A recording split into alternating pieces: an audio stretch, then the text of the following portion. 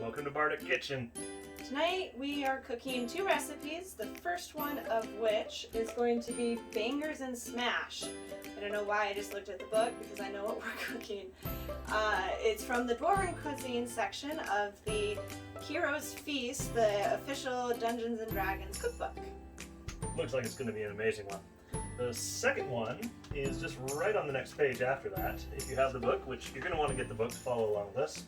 And that is the, I'm going to butcher this, Delzuon Tide Me Overs. Also from the Dwarven section. It's a really fantastic meatball recipe and it should be loads of fun. Just as a quick reminder, we can't actually show you the recipes, copyrights, and all that great jazz. Go get yourselves the book and follow along with the names, and you can just see what it's like for us to cook it. Bangers and Smash is on page 89. So. At least in our edition. Oh, that's true. There's multiple editions, so which is really appropriate, actually. Right. All right, so yeah, our goal with all of this is more to show you what it's like to cook the recipes, so you guys can decide if you want to get the book, which we recommend that you do. But You should, yeah. So for Bangers and Smash, first thing we're gonna do, rinse off our potatoes.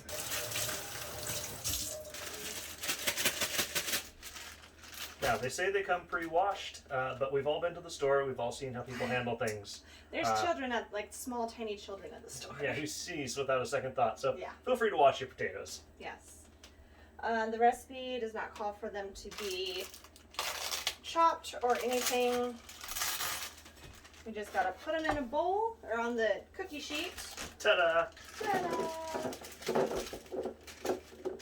Of course, they all look good. Oh, that one is questionable. That's to that one. But they all look pretty darn good. I don't think any of them need to be thrown out except for this one. So, goodbye, bad potato. So that's pretty darn easy. What do we gotta do next? So let's just go in the oven for 40 minutes, and then In the meantime, we should chop up the leeks. yes. What is a leek? That's a leek. Woo. They're kind of oniony. They're like a cross between a garlic and a green onion. But they're kind of like the mild version of those. The mild version of both. Yes. So they're really great flavors without any of the great harshness. So. Yes. So it wants us to toss the leeks. Not what it means. Okay, the white and light green parts. That's what I remember. Yep. There's the white part. So There's the light green part. They say have it lengthwise and cut into 1-inch pieces. I can do that. I can do the other one. Swap. Swap. All right. So what? Like that's dark green? Yeah, right about where they got crushed. All right. Crush. Now, these are still good eating. You can use these. Yes. We're not gonna, but you can. They go really, really well in stock. Oh yeah. So if you save the tops of carrots and the root ball of onions and stuff like that, and just throw them all in a stock pot, yum. I mean, not the plant matter itself, but the stock that comes out. Why, look, a bowl. These all go into said bowl. And if you throw them in kind of rough, it breaks them apart. It also clues your husband in that maybe he should stop with those kinds of comments. This one's dirty. All better. Ew, this one's dirty. All better. Lightly toss. Lightly toss. Just to break them up. And then 3 tablespoons of olive oil. How do we measure olive oil in this house? Like so. 1, 2, 3. Woohoo! And toss. It's called measuring with your heart. That's right.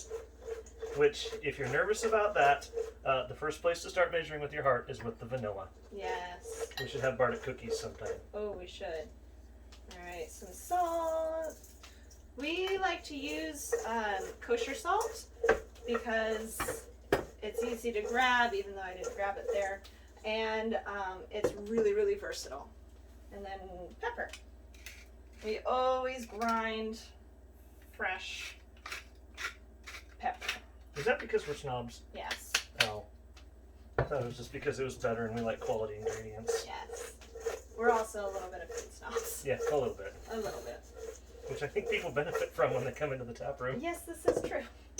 Alright, so add sausage. Oh, this then is going to go on the baking sheet. That is going to go on the baking sheet along with the sausages and the tomatoes, which we have prepared in advance, leaving our last ingredient.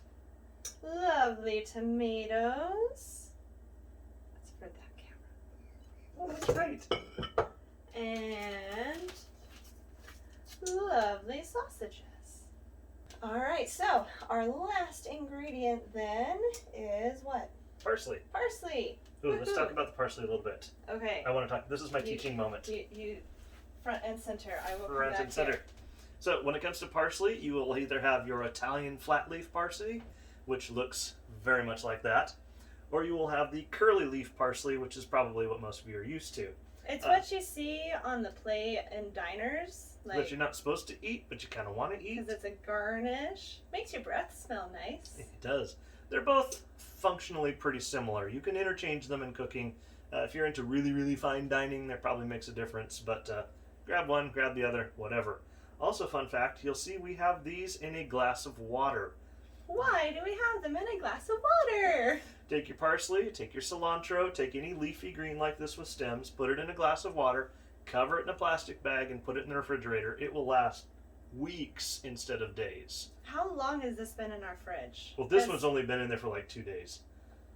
Oh. But this this looks exactly like how we bought it. It is. That is true. It hasn't changed a lick in 2 days, but it will look like this in 2 weeks too. Yep. So, well, except that we're going to pull a bunch off. except we're going to rip a whole bunch of it off tonight. So, switch. All right. Woohoo! So parsley, like herbs, we measure the same way that we do olive oil. So it calls for a certain number of tablespoons, and there's your tablespoon. there. And then rinse for the same reason that I rinsed the potatoes.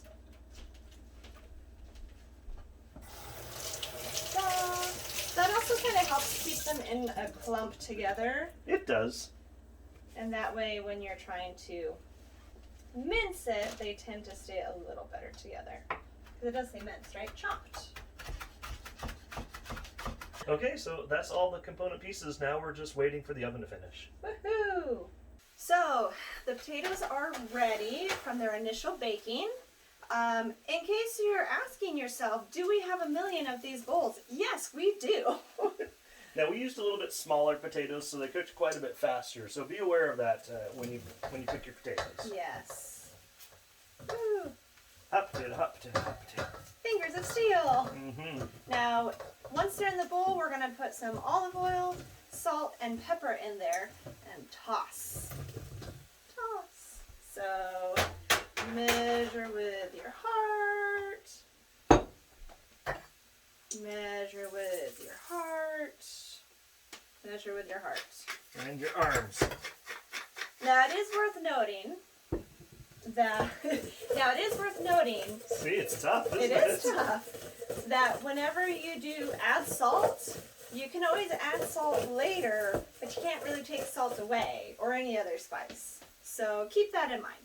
Now, we've got hot pads here. We've got the hot cookie sheet that we were just using.